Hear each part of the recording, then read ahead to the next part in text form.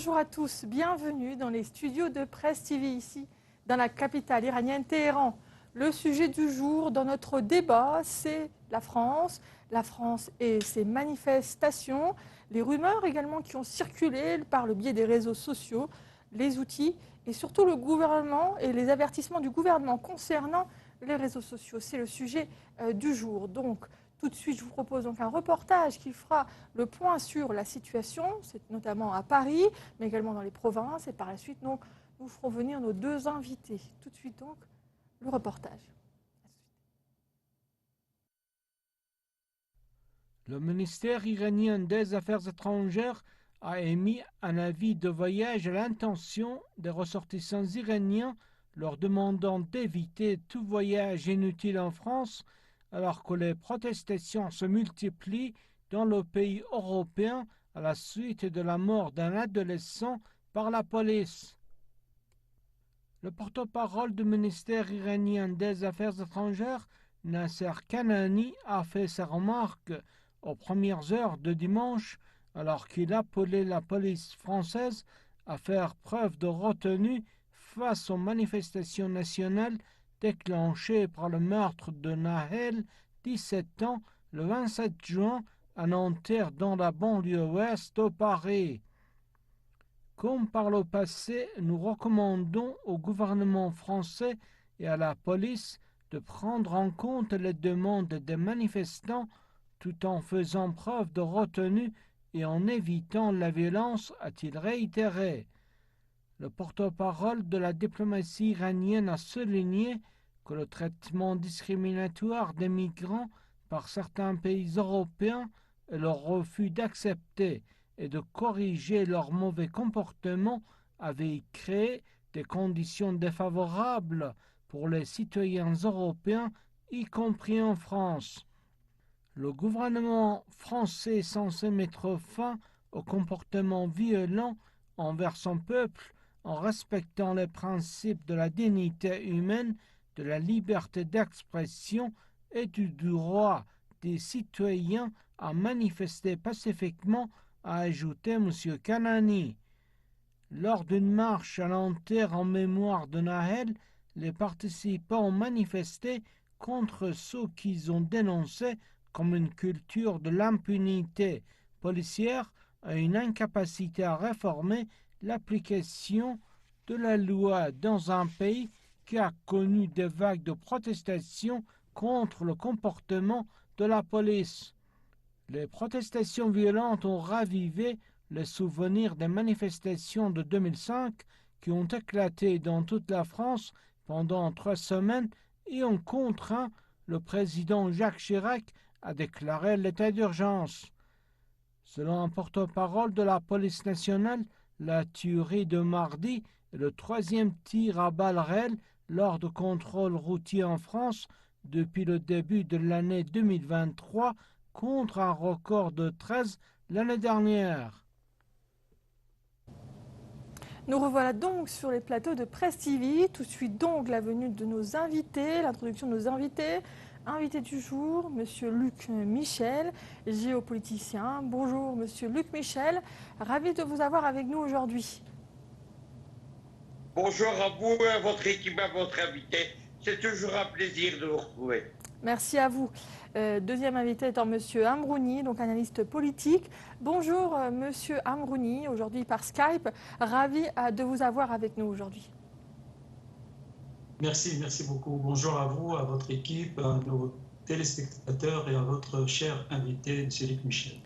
Alors vous l'avez compris, hein, le sujet du jour est les manifestations en France, les manifestations dues à la mort d'un enfant, d'un adolescent de 17 ans. Alors ce n'est pas forcément dû seulement à sa mort, puisque beaucoup de jeunes meurent par accident, par le biais de la police notamment. Ce n'est pas la première fois qu'un jeune meurt sous le fait de violences policières. Monsieur Amrouni, pour quelles raisons plusieurs villes de la France, dont Paris et sa périphérie, sont comme ça dans les rues et qu'est-ce qu'ils demandent en fait au gouvernement français, s'ils demandent quelque chose?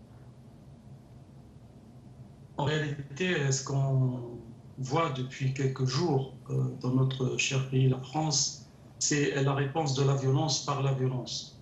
Car ce que tout le monde a vu, l'assassinat de Naël, l'exécution de Naël, c'est une exécution à sang-froid. Et on a vu la scène, on a entendu les paroles, c'est-à-dire que, comme vous l'avez bien dit, il y avait eu tout le temps des bavures policières, il y a tout le temps des assassinats, il y a des gens qui meurent dans les postes de la police, mais on n'a jamais rien vu. Et donc, certains policiers, ils restent dans l'impunité, en fait. Cette fois-ci, non. Cette fois-ci, il y a la vidéo.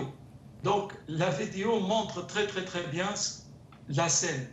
Et donc, cette violence horrible, tuer un gamin de 17 ans de cette façon, a généré une autre violence, encore plus intense. On était très surpris de cette violence intense, l'intensité de la violence. Deuxième point inquiétant, c'est des gamins. C'est-à-dire on a des enfants de 12, 13, 14 ans. La moyenne d'âge que la police a arrêté, c'est à peu près 17 ans. Donc on voit des gamins venir la nuit, après minuit, brûler des écoles, brûler des bibliothèques, s'attaquer à des mairies, à des municipalités, à des stades, voler des grandes surfaces. C'est vraiment des scènes de guérilla urbaine, en fait, commises par qui? Par des enfants de la République. Parce que ces enfants-là, ils ne sont ni africains, ni maghrébins, ni venus des quartiers populaires. Ça, c'est les médias qui servent les intérêts de ceux qui profitent, qui servent l'extrême droite, en fait. Ces jeunes-là, ces enfants-là, ce sont les enfants de la République. C'est une défaite de la République, en fait. Ce n'est pas une problématique d'immigration. Ouais, on n'est pas, immigré chez soi. On en est à la... Excusez-moi, M. Ambroni. On en est à la troisième génération. Ces enfants-là sont nés certainement de la troisième génération d'immigration de l'époque de la grande immigration après la Seconde Guerre mondiale. Madame, c'est une appellation coloniale, ça. Il n'y a pas troisième, quatrième, cinquième génération. C'est des Français à part entière. Tout le monde est étranger. Si on prend les exodes, les émigrations des peuples depuis l'histoire, tout le monde est... il n'y a pas il y a des immigrés, mais ce n'est pas un problème d'immigrés en France. C'est un problème d'un système politique pourri. C'est une bourgeoisie qui gouverne la France depuis une trentaine d'années, qui a pourri le système social, qui a presque braqué, il y a un braquage de la République. Donc aujourd'hui, il y a un problème de justice sociale. Donc ces enfants-là, le système ne fonctionne plus. Lorsqu'on voit des gamins de 14 ans, madame, de 12 ans, la nuit à minuit, venir brûler sa propre école, là c'est une défaite de la République. Cette République, elle ne sert à rien aujourd'hui. Il n'y a que la police face à la population. On l'a vu lorsqu'on a eu les gilets jaunes, on a vu lorsqu'on a eu les protestations contre la loi des réformes de retraite, et à chaque fois, l'État français répond par la violence. Donc, en face, qu'est-ce qu'il y aura? Il y aura de la violence, malheureusement. Mais cette fois-ci, venue par des gamins. Et c'est très grave ce qui se passe, madame. Ça montre que cette République ne sert plus à rien. Il n'y a plus un système politique viable. Il y a une défaite du système politique. Il n'y a plus des corps intermédiaires en France. Il n'y a plus des partis politiques que représente la volonté populaire. Il y a juste l'extrême droite aujourd'hui qui profite de ce qui se passe dans la France. Le problème, c'est qu'aujourd'hui, face à cette violence, quelles seront les réponses? À quoi on va répondre? C'est avec la justice. Il faut avoir plus de justice sociale dans notre pays. Donc le problème, c'est un problème social politique. Ce n'est pas un problème d'intégration et d'immigration comme la presse sioniste en France et en Europe essaye de mettre la guérilla entre arabes, musulmans, chrétiens, français, européens, comme ce qu'un jeune a fait de brûler le Coran en Suède, à Stockholm. C'est la même chaîne en fait. C'est la même chaîne, c'est la même groupe qui essaye d'envenimer la situation sécuritaire en Europe et surtout dans notre pays pour diviser la population en France. Mais la population en France, elle est très intelligente. Elle ne voit pas que c'est un problème d'immigration, c'est un problème de défaite sociale, politique de la République. Merci, M. Ambroni. Alors, M. Luc Michel, notre deuxième invité, nous avons vu différentes réactions de la part du gouvernement français, notamment la réaction où on a condamné Jean-Luc Mélenchon en disant qu'il a poussé cette population de jeunes à la violence. On avait également Macron s'adresser directement aux parents, vu comme l'a dit M. Amrouni, ce sont plus des jeunes adolescents qui sont dans les rues, donc demander aux parents de garder leurs enfants chez eux. Nous avons vu également Macron faire une intervention au niveau des réseaux sociaux en indiquant que s'il y a eu autant d'aggravation au niveau des manifestations et aussi rapidement, on n'oublie pas que ça fait 5 jours qu'on y a eu les manifestations et très peu de temps après la mort de Naël, à quelques heures près, après la mort de Naël, les gens étaient déjà dans la rue. Vous-même, qu'est-ce que vous en pensez de toutes ces réactions qu'il y a eu depuis 5 jours, Monsieur Luc Michel? Nous assistons en fait à la faillite de l'État libéral. Il y a une semaine, au nom de Nelson Vladimir Poutine, on annonçait la chute de l'État russe. Une semaine après, Paris est en feu et c'est l'État libéral. De même, les gens qui incitaient les Iraniens à la révolte il y a quelques semaines, aujourd'hui, sont en train de la vivre. Nous sommes face à l'échec de la société libérale américaine. Il y a un an, Joe Biden faisait un sommet de démocratie libérale et il y a quelques mois à Copenhague, il prétendait ériger cette démocratie en modèle pour ce qu'il appelle les États illibéraux, c'est-à-dire la Russie, la Chine et l'Iran. En fait, l'État libéral qui prétend être la démocratie avec un grand là, c'est un État où règne la justice sociale qui n'est plus capable d'assurer la paix sociale. C'est un phénomène général en Europe d'ailleurs. Il y a eu des émeutes en Belgique et en France. J'ai vu ces émeutes puisqu'elles ont eu lieu dans mon quartier au centre de Bruxelles, à 300 mètres de la Grand Place. C'est évidemment l'échec de tout le modèle social-démocrate à l'européenne. C'est cela qu'il faut retenir. Je suis d'accord avec votre invité. C'est que ce n'est pas un échec de l'intégration ou de l'immigration, quoi que cela. C'est un problème de justice et d'intégration sociale. Merci Monsieur Michel. Ah oui, alors on n'oublie pas que les manifestations ont dépassé la France, puisqu'en Belgique, on a vu des manifestations. On avait également en Suisse, en Lausanne, également quelques vidéos ont circulé sur des manifestations. Bon, ce n'est pas l'ampleur de la France. Et également au Canada, il semblerait que certaines personnes auraient voulu également manifester. Quelques images ont également circulé. Alors, Monsieur Amrouni, nous avons vu les dangers des réseaux sociaux. Beaucoup de pays ont annoncé également des fermetures de certains réseaux sociaux dans leur pays. On a la Russie, comme l'a lancé M. Luc Michel. On a également les pays du Moyen-Orient, comme l'Arabie Saoudite. Plusieurs pays restreignent les réseaux sociaux. Donc certaines plateformes n'existent pas ou n'est pas accessible dans leur pays. Et il y a également eu l'Iran, où on pense il y a 6 mois, les manifestations où de fausses informations circulaient alors qu'il y avait des actes terroristes qui étaient présents sur les territoires. Il y a une mauvaise information au niveau des jeunes et ça a fait malheureusement énormément de dégâts auprès des jeunes, des universitaires, etc. Des gens malheureusement sont également décédés par la main de ces mêmes terroristes qu'on a fait passer pour les membres du gouvernement. On a déjà vu, donc on a des preuves comme quoi les réseaux sociaux peuvent être un véritable danger pour un État, pour son système juridique et pour sa protection territoriale. Monsieur Amrouni, qu'est-ce que vous avez envie de dire là, actuellement, la France est face finalement à 20 ans de réseaux sociaux où on a eu le droit à le printemps arabe, parce que finalement, toute cette formation, ces 20 ans de violence qui ont circulé au Moyen-Orient, en Afrique, dans différents pays extérieurs, mais finalement qui ont touché la France, puisque finalement, ces gens-là reprennent le même basique de la violence pour répondre à la violence. Oui, vous savez, les réseaux sociaux, on peut bien profiter comme on peut l'utiliser pour manipuler la foule. Et donc, on l'a vu en Europe de l'Est, on l'a vu au Moyen-Orient, on l'a vu en Afrique du Nord. Donc, on a trouvé le moyen de manipuler la foule. Et certainement, dans cette foule qui veut anéantir la République française, en fait, il y a de la manipulation derrière. Il y a l'extrême droite américaine. Et il faut tenir que c'est un plan, en fait. C'est planifié. C'est pas logique qu'on voit cette intensité de violence venir tout de suite. C'est-à-dire tout de suite, on a eu une intensité de violence qu'on n'a jamais vue. C'est-à-dire ces gamins-là, on les a poussés à faire ça. 1. 2. pourquoi l'État français a laissé faire pendant 3-4 jours? Pourquoi il ne s'est pas intervenu immédiatement? Donc, à qui profitent ces scènes? Pourquoi on veut montrer ces scènes de Paris, de Lyon, de Marseille? Pourquoi on veut incriminer toute la police française? Toute la police française n'est pas raciste, c'est une police républicaine. Il y a quelques racistes dans la police, comme il y a quelques racistes dans les médias, dans les politiques. Il y a plus des hommes politiques racistes que de policiers racistes. Parce que les policiers français viennent du peuple, ils ne viennent pas de la bourgeoisie.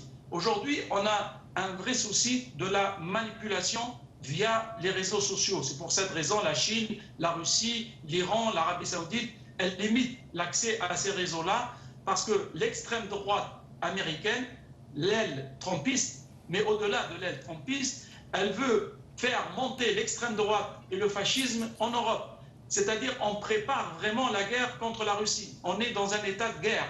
On est dans un état de préparation de la psychologie de la guerre. On parle aux gens sur l'état d'urgence. On dit aux gens, voilà, vous voyez des gamins, qu'est-ce qu'ils sont en train de faire? Maintenant, il faut qu'on légifère, il faut qu'on fasse des lois, exactement comme ils ont fait pour coronavirus.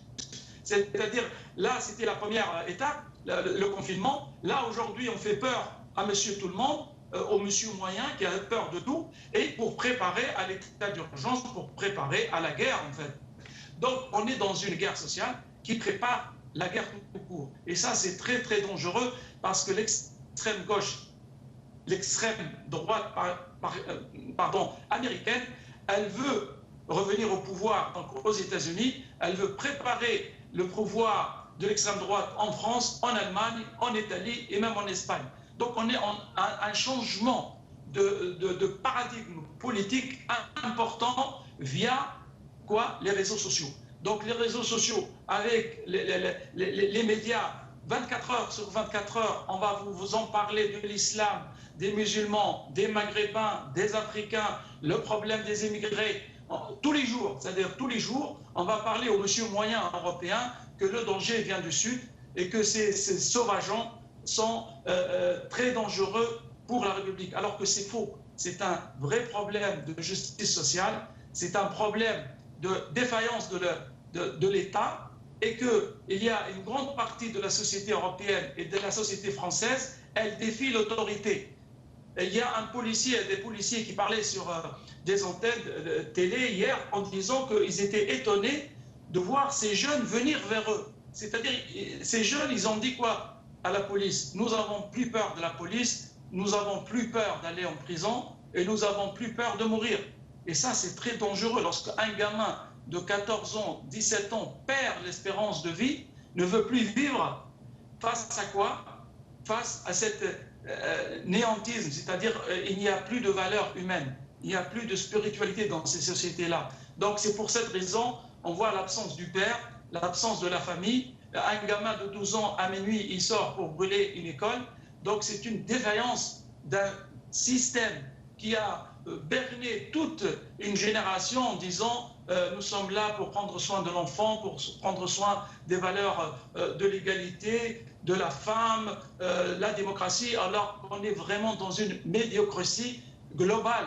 Aujourd'hui, c'est la défaillance d'un système. Cette République, cette 5e République, ne répond plus à la volonté populaire en France. Merci Monsieur Amrouni. Monsieur Luc Michel, alors comme indiqué par les propos de Monsieur Amrouni, les réseaux sociaux sont un véritable danger. Le président Emmanuel Macron a décidé d'également limiter la diffusion sur les réseaux sociaux. Finalement, donne-t-il raison aux mêmes propos il y a 6 mois de Monsieur Kanani qui avait averti les pays étrangers d'arrêter de diffuser sur les réseaux sociaux? Finalement, les messages sont les mêmes, les réseaux sociaux sont un danger et les présidents ont tout intérêt à les limiter? Écoutez, les réseaux sociaux ont été utilisés comme une arme puissante par ce qu'on appelle les révolutions de couleur, les réseaux de jour sans de la CIA. Cela revient en face du bloc américain-occidental comme un boomerang. Mais en réalité, le problème, c'est que le bloc occidental a choisi un plan B, c'est d'amener l'extrême droite au pouvoir pour lutter contre la crise. L'extrême droite est au pouvoir en Suède, au Danemark, en Espagne maintenant et en Italie. Et on s'apprête à l'amener au pouvoir en France. L'horizon idéologique du bloc occidental, c'est le choc des civilisations. La fameuse théorie de Samuel Huntington. Nous sommes pour le dialogue des cultures. Les idéologues américains ont pris en main l'extrême droite européenne. En 2018, l'idéologue de Donald Trump, Steve Bannon, est venu au congrès du Front National. Et aujourd'hui, tous ces gens, évidemment, c'est de la haine, aidés en cela par une fausse extrême gauche. Tout cela prépare, je suis d'accord avec votre invité, à la guerre civile, hélas. Merci, Luc Michel. Alors, il y a une question que j'aimerais vous poser parce que quand on parle d'immigration pour la France, sachant que la France a un message concernant le continent africain, puisqu'on parle d'une immigration surtout africaine en France, la France n'arrête pas de faire des pieds et des mains sur le continent africain pour garder son marché, pour garder son influence. Monsieur Ambroni a indiqué que tous les jours, la télé française diffusait des choses sur l'immigration, le danger du Sud. N'est-ce pas tout simplement se mettre une balle dans le pied que de donner ce genre d'informations, comme l'a dit selon monsieur Ambroni, erroné, puisque ce ne représente pas l'Afrique du tout, puisqu'on parle de Français nés en France et ayant vécu toute leur vie en France. Est-ce que c'est donc pas un danger également entre la France et l'Afrique, cette situation de manifestation qui a pour base l'immigration dans les médias? Il y a d'une part la propagande pour l'Europe, il y a d'autre part la propagande pour l'Afrique. Les Français pensent qu'ils ils le font 60 ans, ils peuvent rouler les Africains, et c'est complètement faux, évidemment. La France est en train de se couper les pieds dans tous les pays africains. Elle est en train de partir chasser et elle ne reviendra pas. Vous êtes d'accord avec M. Luc Michel? Vous avez le cas de la Belgique. Allez-y, monsieur. Vous avez le cas de la Belgique, par exemple. Nous avons ce qu'on appelle la France-Afrique. À la Belgique, ce sont les réseaux néocoloniaux du Parti libéral. Mais la Belgique est un pays qui n'a pas un problème de racisme. Il y a un quartier africain, le Martonguay à Bruxelles. Il y a beaucoup de couples mixtes. Et malgré cela, il y a eu des émeutes. Tout simplement parce que les gens, alors qu'ils n'ont pas de motif, ont imité la situation française. C'est le danger des réseaux sociaux et des médias, ce que j'appelle des trash télévisions, comme BFM ou CNN. Merci, monsieur Michel. Monsieur Ambroni, je pense que ce sera même la conclusion de notre débat. Vous êtes d'accord en utilisant, parce que je reprends vos propos sur les médias et leur manière de diffuser ces manifestations, en indiquant que c'est un problème d'immigration, vu que vous avez dit vous-même que ce sont des jeunes Français nés en France, de parents français. Est-ce qu'ils ne se mettent pas une balle dans le pied en parlant de l'immigration, parce que c'est une immigration africaine dont ils parlent. On ne parle pas d'une immigration asiatique. C'est bien l'Afrique, le continent africain qui est touché dans les propos. Bien sûr, c'est tout le temps, c'est les Africains et les Maghrébins. C'était comme s'il n'y a pas des Indiens et des Chinois en France. Alors peut-être il y a plus de Chinois que des Maliens en France. Le problème, c'est un problème culturel aussi chez ces journalistes. Ces journalistes, ils travaillent pour la bourgeoisie qui profite de l'immigration clandestine, qui fait venir 60 000 immigrés qui sont venus en Europe depuis 6 mois. C'est la bourgeoisie française qui profite. Donc c'est le capital qui profite de l'immigration clandestine et c'est la société européenne et la société française qui payent le prix. Donc il y a un décalage entre la réalité sociale de la France et ce que les médias diffusent malheureusement. Est-ce pas un danger pour les relations diplomatiques entre l'Afrique et la France? Bien sûr, mais vous savez, le premier partenaire actif de l'Afrique et de certains pays africains, et surtout l'Afrique du Nord, c'est l'Union européenne, c'est la France. 80% des échanges économiques et même culturels, c'est avec l'Europe et avec la France. L'Europe et la France resteront un bon partenaire pour l'Afrique, mais il faut équilibrer les relations. C'est-à-dire il faut que l'État français, ce n'est pas la société française. La société française n'est pas raciste. L'État français, il est raciste et colonial. C'est ça la différence. La différence que la société française, elle est en avance de l'État français. L'État français, il est maintenu par une bourgeoisie qui a l'esprit colonial. C'est ça la problématique. Les Africains se révoltent contre cette mainmise de l'État français sur la richesse culturelle, la richesse naturelle, la richesse humaine de l'Afrique. Merci, donc monsieur Ambroni. Aujourd'hui, il faut équilibrer les forces entre l'Afrique et l'Europe. Merci Monsieur Ambroni, merci Monsieur Luc Michel pour votre participation au débat d'aujourd'hui qui concernait donc les manifestations qui ont eu lieu en France, mais également en Belgique. Et moi, je vous dis donc au revoir pour ce débat, c'est le débat fini. Je vous propose donc de le revoir sur notre site internet ou sur nos réseaux sociaux. N'hésitez pas à commenter, à laisser votre point de vue ou même à proposer un sujet de débat. Je vous dis à la prochaine pour un autre sujet du débat, ici dans les studios de Presse TV, dans la capitale iranienne, Téhéran. Au revoir.